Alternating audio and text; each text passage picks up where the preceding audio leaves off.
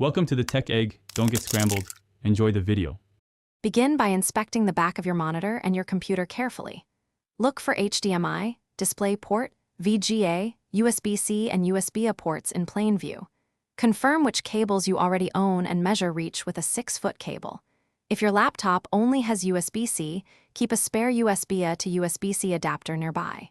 Also check for a 3.5mm audio jack if you need built-in speakers. Gather a screwdriver only if you must mount or adjust monitor hardware.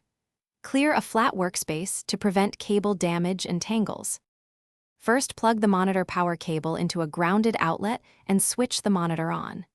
Next, connect your chosen video cable, such as HDMI or DisplayPort, to the computer port firmly.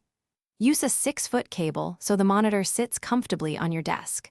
Turn on your computer and use the monitor input button to select the matching source. Open Display Settings to set resolution to 1920 by 1080 or 2560 by 1440.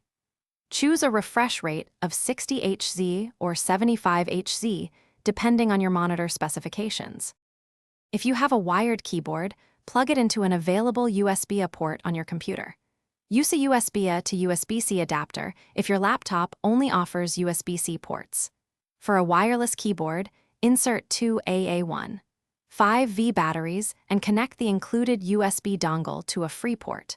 Alternatively, enable Bluetooth and complete pairing from your system Bluetooth menu. After connection, open Notepad or a text field and type to test every key. If keys map incorrectly, change the keyboard layout to US QWERTY in language settings. Finally, enable any FN lock or multimedia mode needed. Thanks for watching. Consider subscribing if I helped unscramble your problems.